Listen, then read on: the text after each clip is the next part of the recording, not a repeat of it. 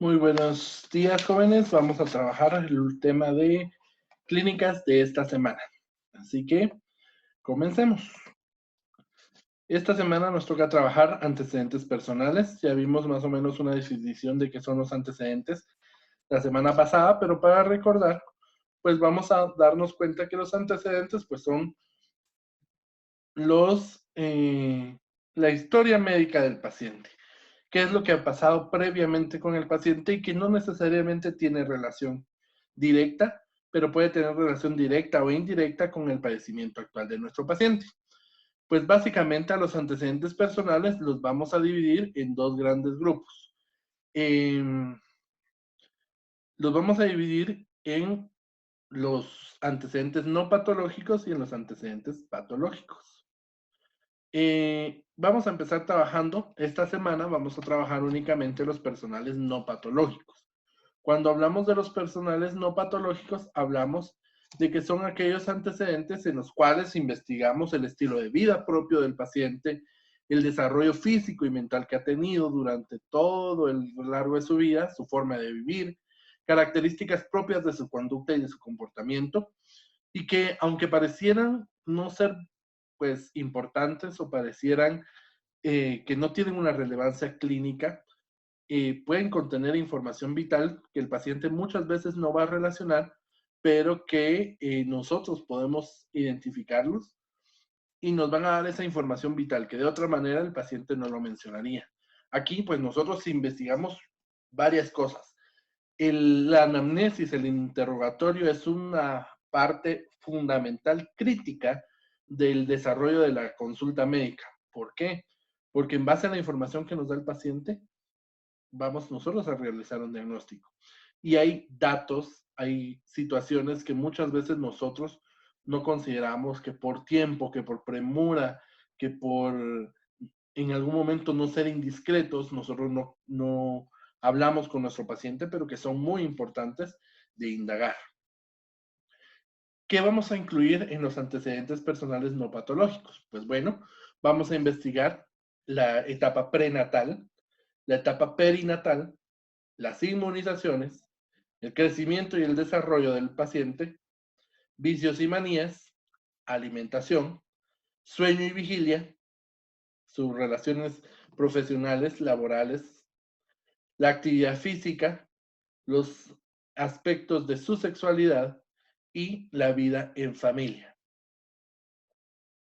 Cuando hablamos de los antecedentes no patológicos prenatales, pues hay varias preguntas que nosotros tenemos que hacer. Y esto básicamente son preguntas que van encaminadas a investigar cómo fue el embarazo del cual el paciente es producto. Y generalmente estas preguntas no se las hacemos directamente al paciente, pero sí se las hacemos a la madre, por obvias razones. Ellas son las que mejor saben cómo es que fue su embarazo. Normalmente les podemos preguntar o les preguntamos cómo fue su control prenatal, si llevó control prenatal, no lo llevó, dónde lo llevó, si le hicieron ultrasonidos. Importante investigar enfermedades maternas que hayan habido durante el embarazo, si tuvo hipertensión arterial, si tuvo diabetes, si tuvo infecciones urinarias, cuántas tuvo, si se las trataron, si tuvo infecciones urinarias en el primero, segundo, tercer trimestre, si tuvo cualquier tipo de problemas infecciosos, si tuvo rubiola, si tuvo paludismo, si tuvo cualquier enfermedad que haya podido afectar al embarazo, complicaciones propias del embarazo, si tuvo desprendimiento, si tuvo amenaza de aborto, si tuvo amenaza de parto antes de tiempo, eh, infección del líquido amniótico, caídas, golpes, eh, hemorragias no explicadas, situaciones que pueden comprometer el bienestar del bebé que está dentro y que ese bebé pues es nuestro paciente ahora. El número de gesta en la que fue concebido es muy importante porque no es lo mismo que sea el primer bebé, sí, es que fue el primer bebé, a que sea el décimo, a que sea el tercero, a que sea el, el decimoquinto. Hay muchas implicaciones. Por ejemplo, hay muchos problemas que se dan principalmente en los niños que nacen como producto de cuarta, quinta, sexta gesta, principalmente los, las anomalías congénitas. Incluso aquí tendríamos que contar nosotros, porque estamos hablando de estados gestacionales. Si yo fui el primero, después hubo un aborto, después hubo un aborto, y estamos investigando a mi hermana, que es la cuarta, digamos, no es en su segundo embarazo, es en su cuarto embarazo, aun y cuando los dos productos intermedios no hayan logrado sobrevivir o hayan tenido alguna interrupción abrupta del embarazo, porque estamos hablando de la cantidad de embarazos, no de la cantidad de partos. Problemas maternos en embarazos anteriores, por ejemplo, si estamos hablando de de una, de un paciente que es tercero gesta, pues averiguo si con nosotros dos no tuvo algún problema, porque a veces eso nos puede dar una idea. Por ejemplo, es muy importante en el caso de las mamás que son primerizas, hacerles su tipo de sangre a los bebés, porque si hay incompatibilidad de grupos, los embarazos subsecuentes van a tener problemas de, de incompatibilidad de RH y pueden haber muchos problemas de abortos espontáneos sin causa aparente. Embarazo simple o múltiple es muy importante. Bueno, fue en este embarazo en el que usted nació, ¿solo fue usted o fueron gemelos, fueron trillizos, fueron cuatrillizos, fueron un poliembarazo? Pues va a ser importante determinarlo.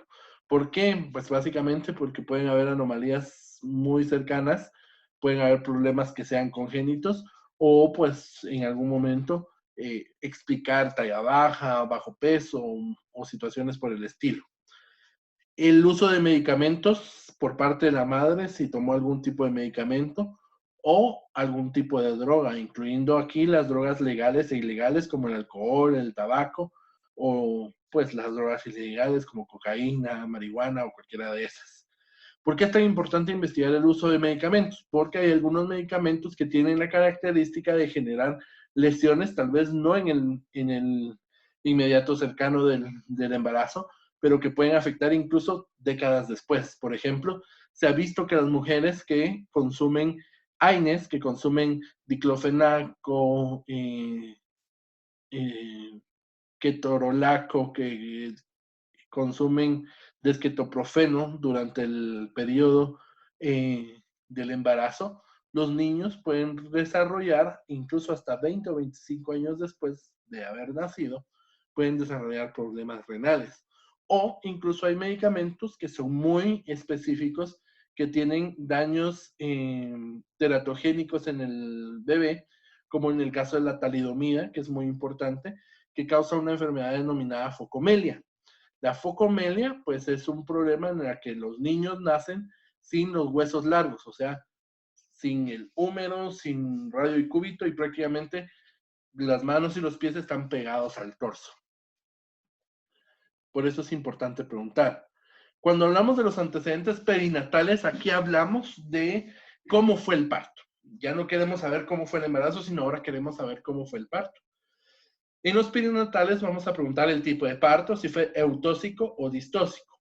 Le decimos eutóxico en términos médicos a el parto normal y distóxico al parto por cesárea. ¿Dónde fue el parto? ¿Fue en la casa? ¿Fue en un hospital? ¿Fue en la calle? ¿Fue en la ambulancia? ¿Fue en la casa de la comadrona? En cualquier lugar. Pues lo importante es saber dónde fue el parto para ver si reúne las condiciones higiénicas adecuadas. ¿Quién atendió el parto? Muy importante saber si fue atención por médico, por enfermera, por paramédico, por comadrona, por la vecina, por la abuela, o incluso si no recibió apoyo o ayuda durante el parto. Porque pues eso puede terminar en algún momento lesiones o complicaciones que pudieran haber durante el parto y que puedan repercutir más adelante. Complicaciones que hayan tenido durante el parto, si hubo mucha hemorragia, si no salía la cabeza, si hubo retención de cabeza última, si hubo retención de hombros, si venía de pies, si resultó naciendo por parto normal, por parto de nalgas, o algunos tipos de problemas que hayan complicado. Por ejemplo, en el caso de los niños que nacen por parto de nalgas, que venían con una presentación de nalgas, que así se denomina, hay mucha relación del parto, del parto podálico o de nalgas con la displasia congénita de cadera. La indicación de la cesárea, si fue un parto distóxico, pues hay que saber por qué fue que le tuvieron que hacer cesárea. Médicamente no hay indicación de decir, me voy a hacer cesárea porque no quiero parto normal. Médicamente no existe esa indicación. Nosotros nos la hemos inventado. El rehúsa parto vía vaginal porque, pues, por cualquier situación, pero normalmente, o lo ideal, o lo médicamente correcto es que exista una causa, una disproporción cefalopélvica, que la cabeza sea muy grande, que la mujer tenga la pelvis muy pequeña y que entonces el bebé, por más que puje, no va a salir por el parto, por el canal vaginal, por el canal del parto, y por lo tanto entonces ahí sea necesaria una cesárea. O porque es muy prematuro y necesitamos mejorarlo, porque hay sufrimiento fetal, porque tiene cordón al cuello y no desciende. Tiene que haber una razón por la cual se haga una cesárea. Por ejemplo, en el caso de la segundo bebé, si el primero nació por cesárea, es una indicación válida el decir que será cesárea por una cesárea previa, porque ya tuvo una cesárea anteriormente, entonces hay mucho riesgo de que haya una ruptura o una involución uterina anormal. La duración del parto, si fue un parto normal o si fue cesárea, pues saber si duró 15 minutos, media hora, si estuvo pujando y pujando y no descendía, porque esto nos puede explicar, generalmente este tipo de interrogatorio tan completo se hace principalmente en niños pequeños, porque la mamá está ahí y está dando los datos, porque se está investigando alguna situación. Por ejemplo, si un parto dura más de media hora, mientras más dure el parto, más riesgo hay de que el niño haya tenido hipoxia, o sea, disminución del oxígeno durante el parto, y eso precipitar una lesión neurológica y pues tener problemas neurológicos después, más adelante, y que se van a ver hasta después. La edad gestacional calculada, el pediatra, si hay atención por médico, el pediatra normalmente le dice a la mamá, su bebé está a tiempo, nació antes de tiempo, nació después de tiempo. Hay una escala que nosotros utilizamos que se llama la escala de Capurro o la escala de Valar, que hay dos tipos de escalas, la más utilizada es la de Capurro, para calcular cuánto tiempo de gestación tenía ese bebé, y normalmente se habla en semanas. Si fue arriba de 37, entre las 37 y las 42 semanas, decimos que es un bebé a término. Si es debajo de las 37 semanas, decimos que es prematuro. Y si es arriba de las 42 semanas, hablamos que es posttérmino. El APGAR, que es también una medida o una escala que utilizamos para valorar las mejores respuestas del neonato y con eso pues determinar si está bien o no. Normalmente el APGAR tiene una puntuación de 10 puntos. La mayor parte de los bebés nacen con un APGAR de 9,9, que significa que se le evalúa al minuto de nacer y a los 5 minutos y que el bebé se encuentra con una buena evolución. Si baja de 8, estamos hablando de que hay problemas con el bebé. Si fue necesario el uso de oxígeno, si nació muerto y hubo necesidad de reanimación, si tuvo problemas para respirar, si le tuvieron que poner tubos, si lo tuvieron que estimular, pues todo eso va en esta parte del uso de oxígeno o el uso de medicamentos en el caso de ser necesario. ¿Por qué? Algunos medicamentos, si se necesitó adrenalina, si se necesitó surfactante, que pueden ser situaciones importantes. Por ejemplo, el uso del surfactante está muy relacionado con problemas o desarrollo de problemas neumológicos en la edad adulta. Las inmunizaciones, bueno, dejamos de lado la etapa prenatal, la etapa perinatal y nos vamos a las vacunas, que son muy importantes investigar cómo está el esquema de vacunación de nuestro paciente.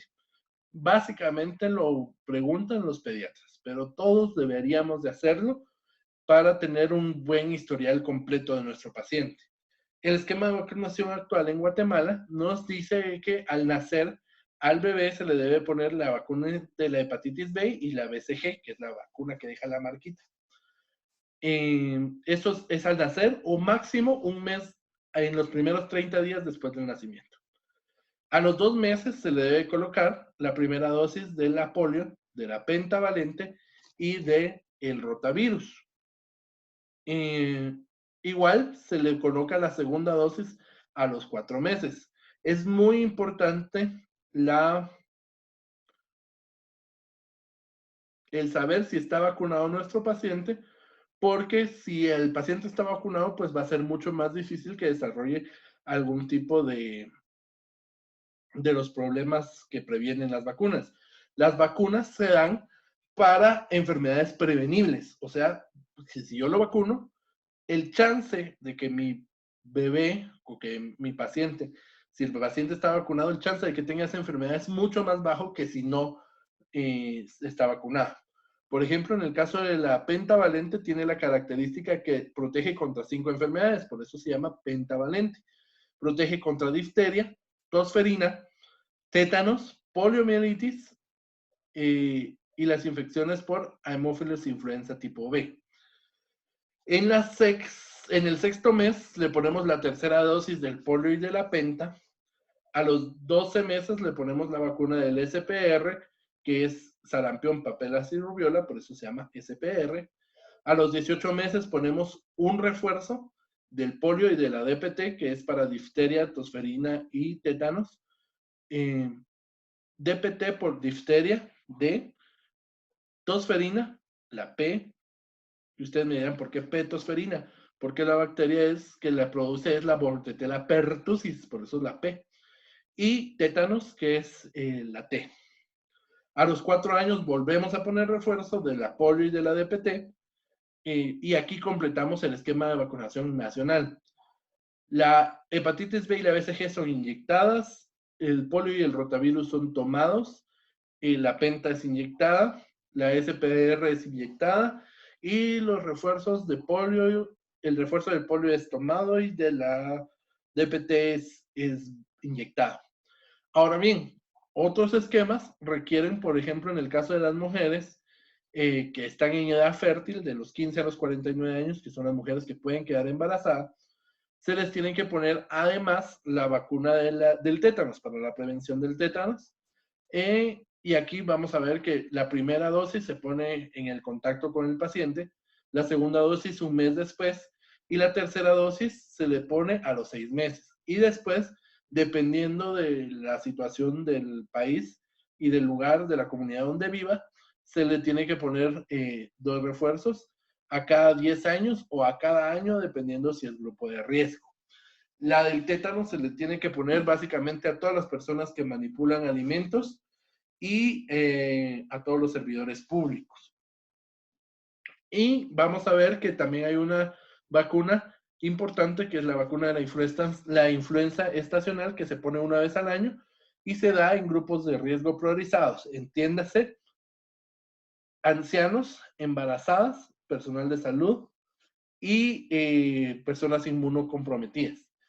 Para todos los que somos parte del personal de salud, al año debemos cuando ingresamos a las labores, debemos cumplir con el vacunarnos con el esquema de hepatitis B, que es un esquema de 3 vacunas, de la influenza, que ese es anual, no nos salvamos de la vacuna de la influenza, todos los años nos la ponemos.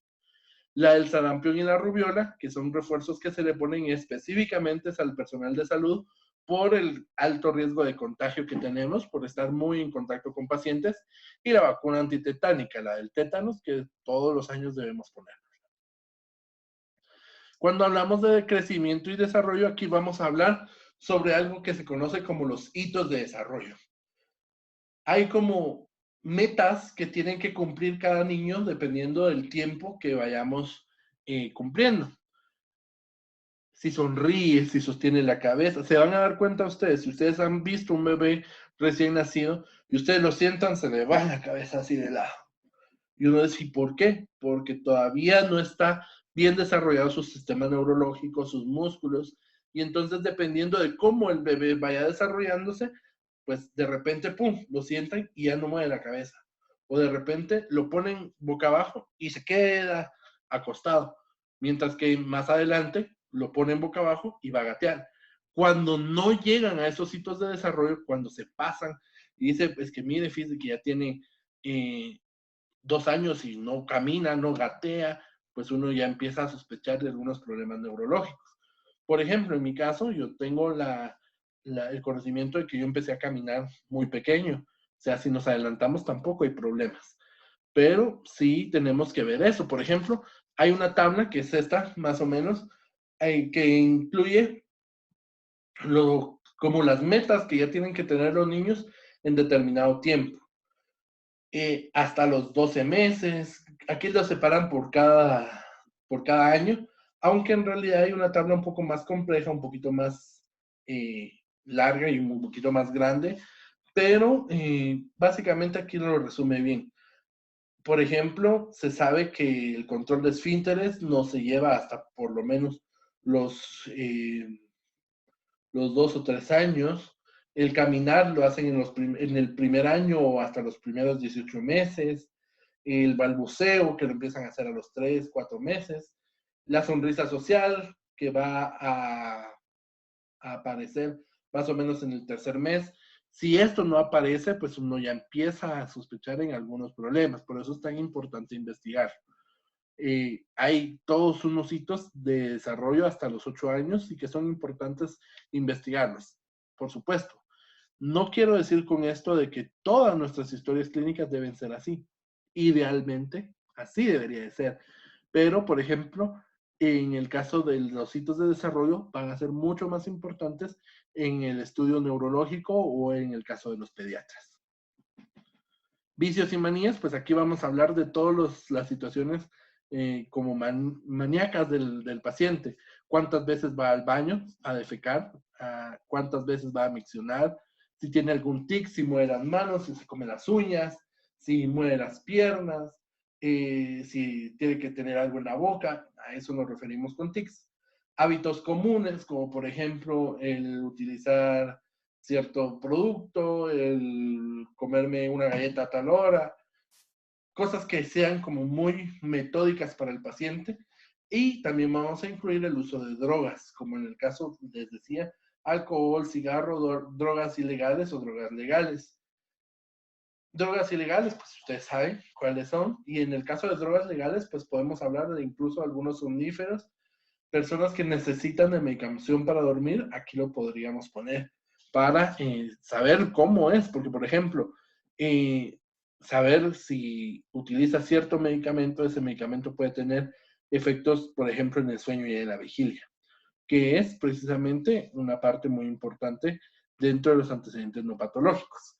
La alimentación, cómo come, cuántas veces come, si come 1, 2, 3 veces, si hace almuerzos, desayuno, cena, si hace refacciones, qué tipo de alimentos consume, qué alimentos no consume, dietas específicas, si es vegetariano, si es vegano, porque no es lo mismo ser vegetariano que ser vegano, no es lo mismo una dieta ovo-lacto-vegetariana que una lacto-vegetariana, o si está haciendo una dieta específica para bajar de peso, como la dieta de la piña, por ejemplo, o hace mucho la dieta mediterránea, porque pueden en algún momento nosotros, en base a eso, sospechar de deficiencias o excesos de componentes nutricionales.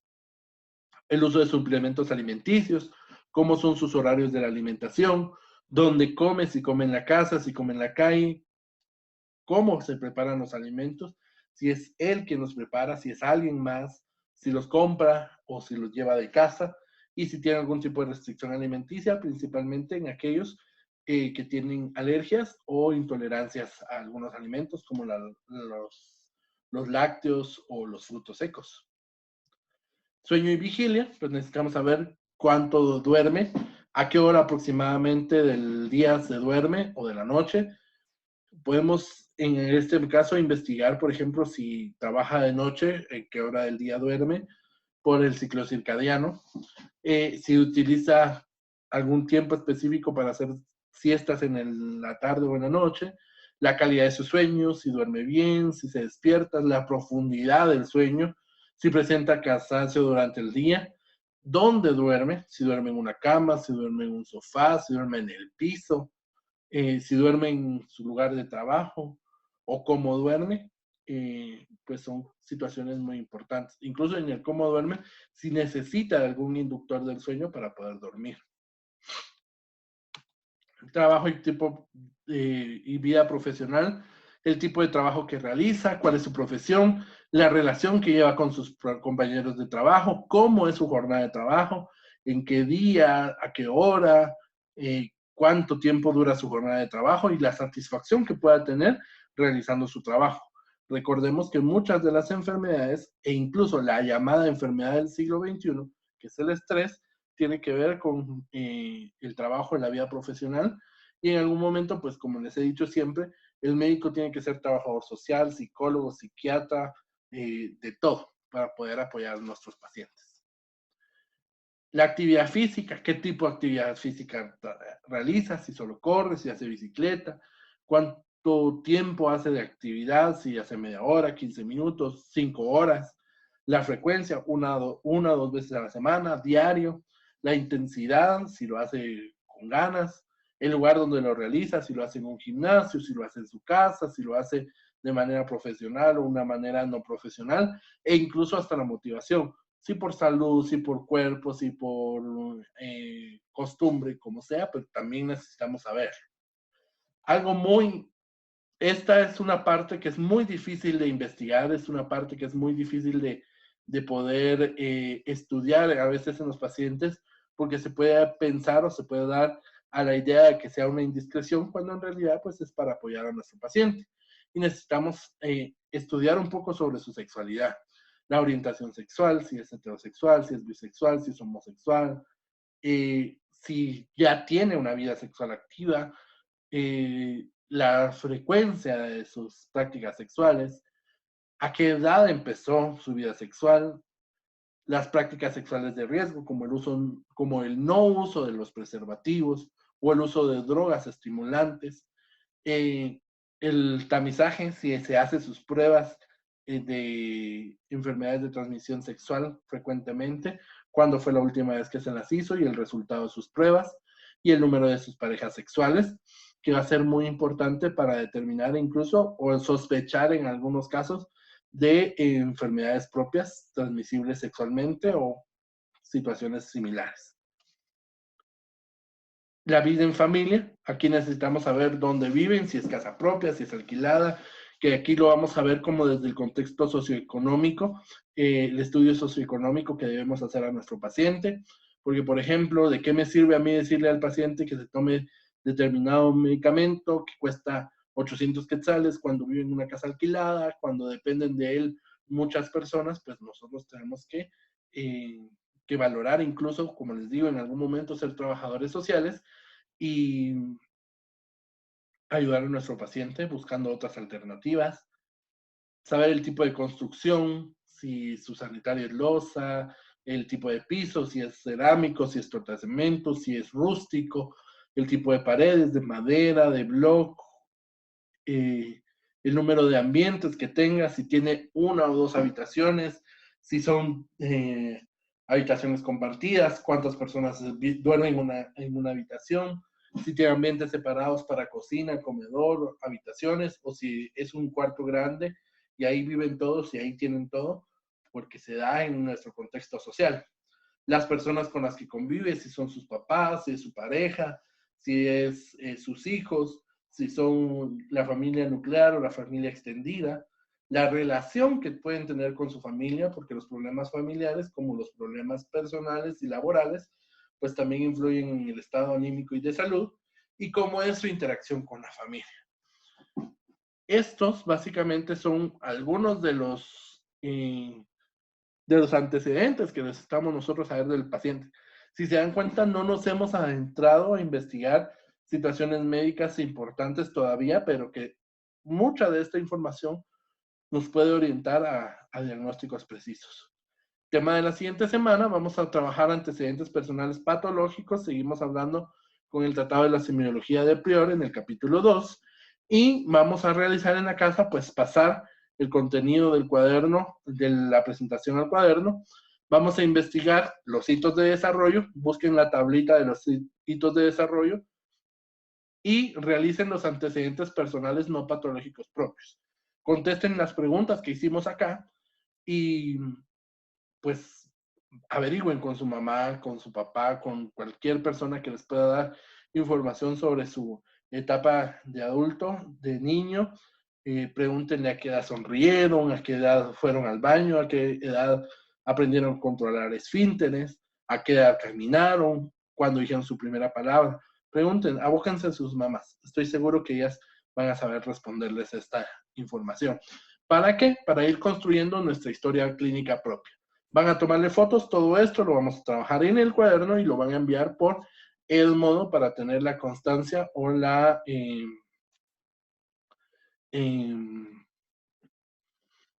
para saber que ustedes realmente entregaron el trabajo.